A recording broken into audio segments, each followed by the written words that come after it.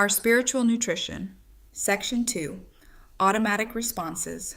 We are like onions, with many layers of old or false beliefs wrapping our core in darkness and obscuring our true nature, which is a spark of universal intelligence. Replacing such beliefs with newer understanding rebuilds the core on a firm foundation of universal truth. See discerning truth.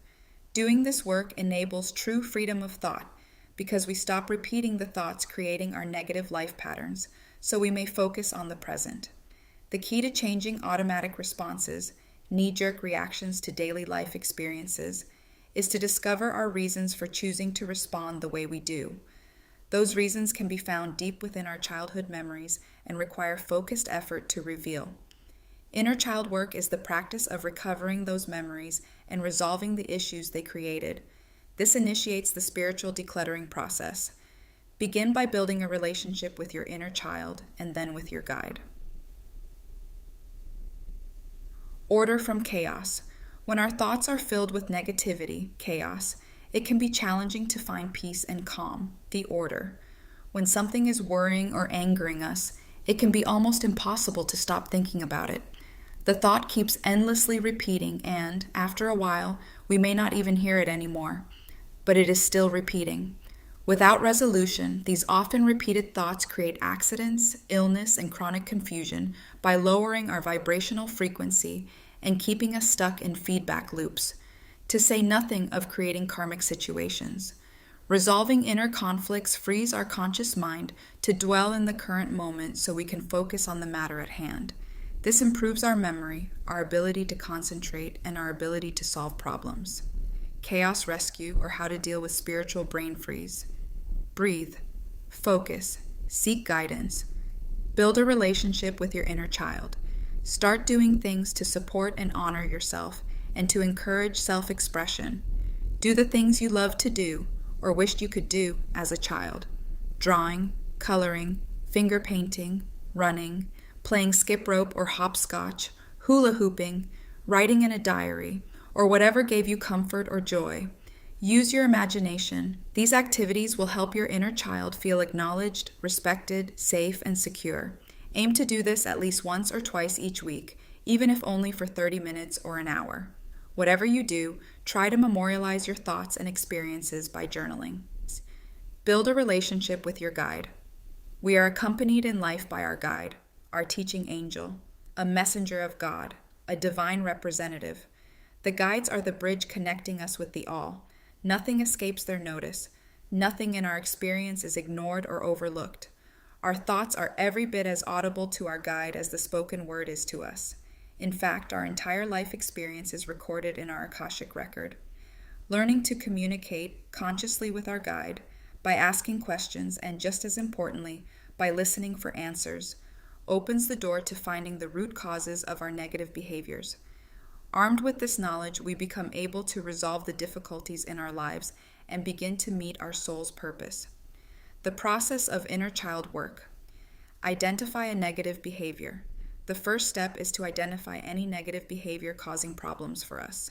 This could be addictions, chronic lateness, verbal sniping, withholding communication as punishment, pathological lying, feeling like a victim, or any pattern you wish you could change. Make sure to name the thought patterns that come up as you identify the behavior. A list of thought patterns can be found in Section 6. This work can be challenging since we can tend to feel fully justified in doing whatever we are doing. Until we accept that we are not perfect, that we do things that hurt ourselves and others, and that our motives may not always be pure, we remain unable to change. Learning the root cause of negative behaviors can also be challenging since our childhood memories are not always complete or accurate. This is where our guide can help. Learn its root cause. The second step is to recall the traumatic event or events that initially triggered the negative pattern. This can be challenging if we dismiss an event simply because it was not traumatic in the clinical sense, or if we believe early childhood events cannot be recalled. Ask your guide to show you the event while in a meditative state, and then pay attention to your thoughts. They will reveal your original reaction to the event. Your body is likely to feel how you felt then. A questionnaire is available to help you in this process. Contact the author if you would like to receive the document via email. Note: If the thought pattern driving a negative behavior is not changed, the behavior will manifest again at the next triggering event. No amount of telling ourselves, well, I'll just never do that again, can prevent us from repeating the behavior. Resolve the issue to change the behavior. Recall the thoughts, attitudes, and emotions you felt when it happened. Recall the decision saying, I am going to fill in the blank. This could be something as simple as, I am never going to cry again, or as complex as, I am not worthy of respect or love, or I am bad. The decision you made then is the root cause continuing to create negativity in your life, because it was made without understanding. Unresolved experiences tend to replay in our thoughts as we continually try to figure out why they happened. We get triggered whenever we are reminded either of the event or of the conclusion we drew from it. Inner child work enables us to learn our motivations and validates our painful experiences. It also helps us see that we were not solely responsible for their occurrence, because after all, as children, we are simply not responsible.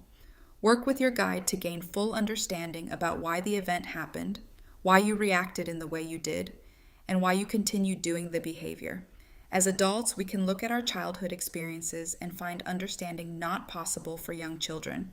This is not to place blame, but to accept responsibility for our part and recognize that as children, we were not solely responsible for the events. Grieve the losses it has caused. The third step is to feel the emotions and think the thoughts that could not be expressed as a child. Grieve the losses we felt and say the angry thoughts out loud if possible. Allow yourself to cry. Let it all out, as scary as that may sound, for crying is an important part of the physical and spiritual healing process. Unresolved, repressed, or suppressed issues create harmful toxins in the body, and crying provides an escape route for them. Acknowledge the pain that made us choose to react the way we did, without understating its importance. These events were important, for they have made us who we are today. It does not matter whether anyone else thinks our experiences were easier or worse than theirs. What matters is that they happened to us. They hurt us. They were traumatic for us. All our experiences have helped create the thoughts, attitudes, emotions, beliefs, and inner conflicts we have now, which create our negative behaviors. Forgive. The fourth step is forgiving both self and others. This is crucial. Without forgiveness, we remain stuck in the past, constantly replaying unresolved experiences in our thoughts, hoping to somehow figure out why they happened, or to magically transcend the experience simply by remembering it. Achieve peace. The final step is to appreciate the peace that arises from resolving an issue. Revel in it, and use that satisfaction as a reason to continue the work. Then it will be time to identify another negative behavior and repeat the process. Doing this self-work changes the ways in which we interact with others. Our family and friends may be less than enthusiastic when uninvited change is thrust upon them. However, do not wait for anyone's permission or approval to do this work. This is your life. This is your choice. Only you may decide what is right for you. Identify another negative behavior. Identify another negative behavior and repeat the process. After all, we all have more than one bad habit.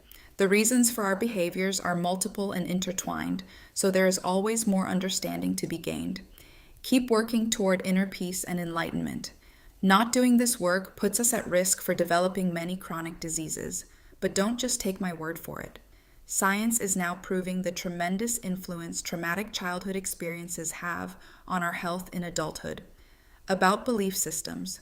Our core beliefs are incredibly powerful. Our self-esteem depends on them. They determine how we interpret and experience life. We begin forming them in childhood, and our innate confirmation bias ensures we continue to find them to be true.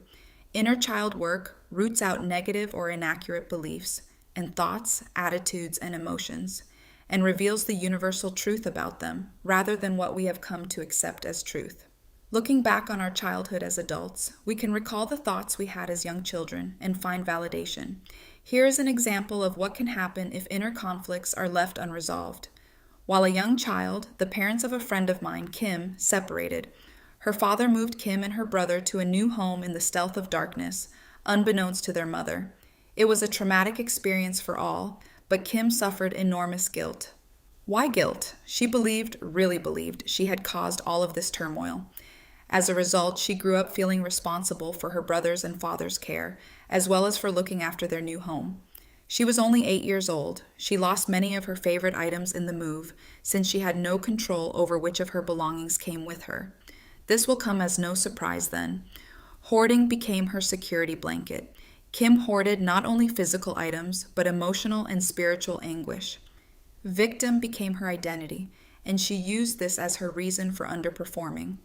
She died of breast cancer while in her 50s, unwilling and seemingly unable to let go of her pain, or of her belief that she was bad. Parental or caregiver issues. Many experiences we have as children are written off by our caregivers as being unimportant, and the truth of our experiences can become wrapped in their denial. Thus, their issues can become our issues. See legacy family patterns. We can end up believing we are wrong or crazy, or even just plain bad, causing many of our inner conflicts. We can take on their behaviors, in effect becoming a mirror for them, and as we all know, no one likes to see how we ourselves act. This mirror effect can cause a lot of turmoil in families, along with inner turmoil and unresolved inner conflicts for us. It is up to us to validate ourselves by learning our responses to our painful childhood experiences and seeing how they form the very foundation of our lifetime. Meditation enables us to become strong and confident by ensuring our beliefs are based in universal truth, rather than someone else's potentially biased and in their favor version of our pivotal life events. Addictions. Since addictions begin as thoughts, which in turn create behaviors, they can be modified and even, in certain cases, released completely. To bring about such dramatic change requires great strength, determination, and commitment. But change is possible. Until the root cause of the need for the addiction has been recognized, see the process of inner child work, resolved and released, the likelihood of recurrence exists. Very often the root cause is the belief, God must hate me, see unconditional love, and therefore I deserve to be punished. Excessive gambling can be caused by a chronic need to win, to prove God loves me. Breaking addictive habits. Those who have tried to break a substance addiction or a self-destructive habit may have noticed their habit is not just one habit. Let me explain. Thanks to joining a months-long gradual cessation program provided by my Provincial Lung Association, I can share my story as a formerly addicted cigarette smoker. The association provided a wealth of helpful information, which I read and took to heart, so I was prepared as well as I could be for the process about to unfold. Participants were to keep track of each cigarette they either had or craved but didn't have, noting the time, severity of the craving, and possible reasons for wanting it. This was a new concept for me, as I was not exactly the most observant person when it came to paying attention to myself. Sure enough, though, I began to see I wanted to smoke at certain specific and even predictable times, with a cup of coffee, after meals, when starting and finishing a phone call, when starting the car's engine, and so on. This was not just one habit, but many habits. I saw too how smoking had become part of my reward system. Even in the midst of physically demanding tasks, I would stop for a smoke because, after all, I deserved a reward, when what I actually needed was simply to rest for a few moments. This observation practice enabled me to start thinking of myself as a non-smoker, which is a vital component of the process of change, seeing ourselves in a new light. Last smoke. About 2 months after starting the program, I was tiring of recording every single cigarette. One evening, I had a huge argument with my mother. The moment we ended the call, I badly wanted a cigarette. As I sat smoking it and pondering what information to record, it occurred to me the argument was important. While I didn't have the knowledge or foresight to examine this further than to say, well, there's no way I'll give my mother that much power in my life as to cause me to smoke, I decided firmly this was my last cigarette. Over the next few days and weeks, my cravings came after increasingly longer periods and lasted for fewer seconds. Before long, my desire to smoke vanished completely. Spiritual withdrawal symptoms. Now here's the tricky part. I mentioned cravings above, and certainly cravings play an oversized role in changing thought patterns and behaviors. Whether we are trying to give up certain substances or change negative behaviors, cravings are very likely to happen. We think our addictions sustain us, but truly, our thoughts sustain our addictions. When changing behaviors, our brain kicks into high gear and reminds us of all the reasons we want and need that thing. But that is not all. Our thoughts obsessively return to the underlying issues creating our need, our trigger events, and everything will remind us of our pain. The pain of the hurts we can't bear to face. The temptation to use that thing can feel overwhelming, and that's if we're paying attention to our thoughts. If we are not, we're likely to experience even stronger and longer lasting effects and cravings.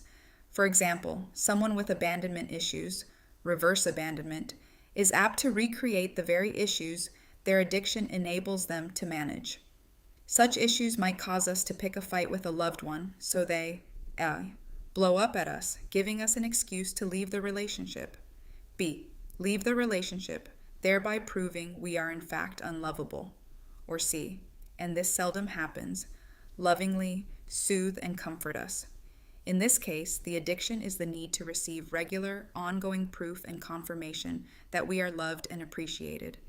Any information to the contrary causes our knee-jerk reaction of lashing out. We might suffer spiritual brain freeze, rendering us incapable of calm or coherent thought, making the situation even worse. But we don't have to give in or give up. We have tools, we have retrainable brains, we have information, we have free will. Most importantly, we have our guide.